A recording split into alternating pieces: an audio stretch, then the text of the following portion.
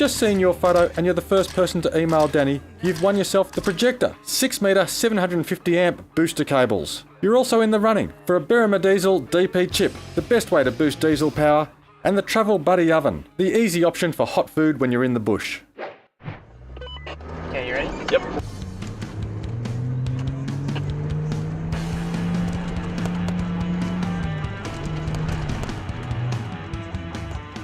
As the dunes got bigger, the going got tougher, and none of us wanted to miss out on the fun.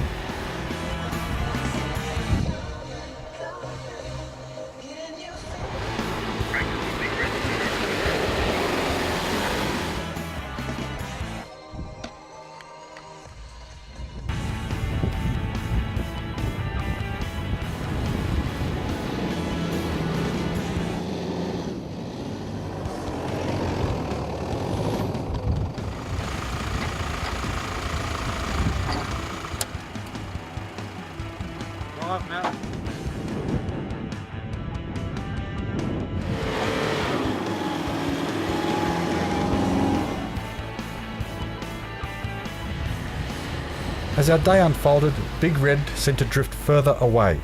Salt Flats kept our pace up, but the continuing and bigger dunes were just too tempting, and we all enjoyed the sandy challenges.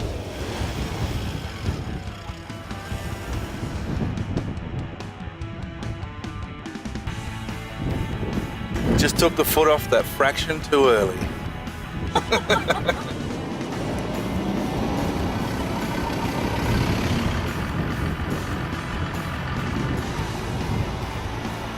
Easy.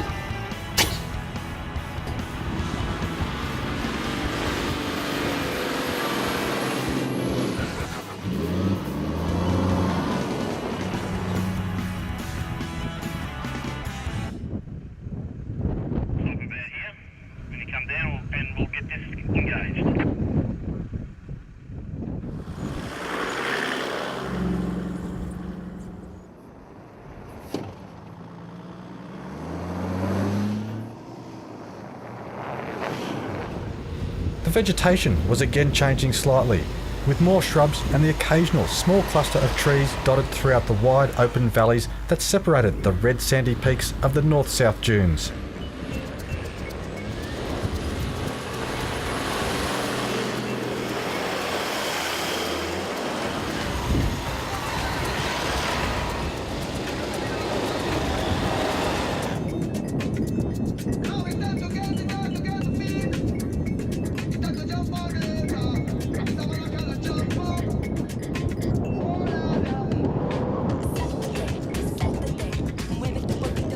Dry and harsh, there was no doubt to how tough this land was. And the isolation and remoteness that you witness out here is an experience in itself. But there's also no end of important history out this way, and we're about to reach one of the key cartographical locations of the Simpson Desert.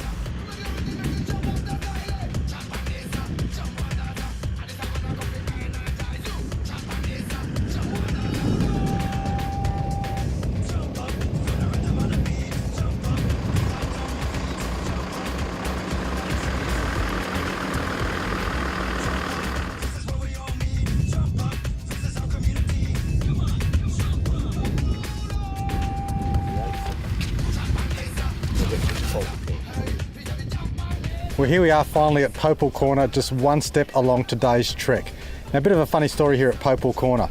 Whilst we've got the main marker right here, we've also got another marker just 10-12 metres over to my right. We've got another marker for the French line about 6 metres behind me. But the story is that when Popal first came through here, the first marker was put 300 metres over to my left, further west on the edge of the lake.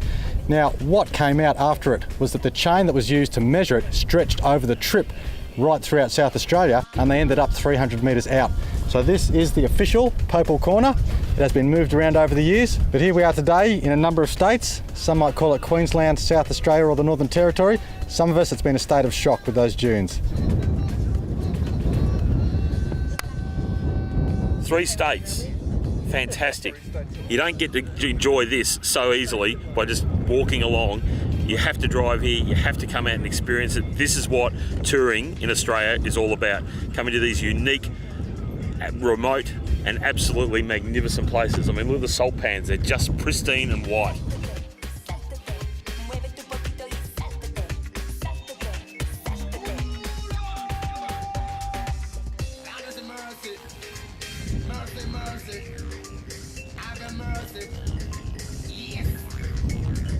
From Popel's Corner, one of the region's largest salt pans allowed us to really pick up the pace and get some well-needed kilometres under our belt before we pulled up stumps and would once again camp out in the Simpson desert.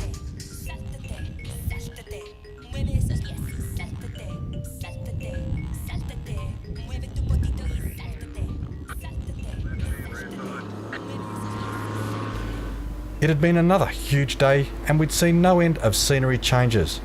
Comparatively heavily treed areas now created cool and shady camp spots, and the recent rains had laid an ocean of grass and ground cover from June to June.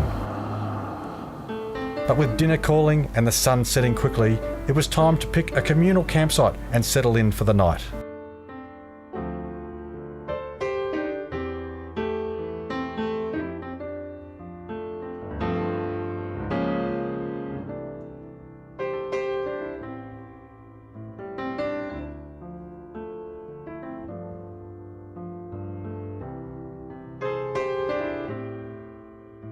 Well viewers, the end of another fantastic day of driving here with your 4x4 crossing the Simpson Desert. We've got around 140 kilometres to get to Birdsville tomorrow, but 90 kilometres in, we've got Big Red. We were trying to get there today, couldn't make it, but next week, definitely on the show, we've got Big Red, so tune in for that as we head for Birdsville and Big Red right here on your 4x4. I'm Simon Christie. Thank you for tuning in.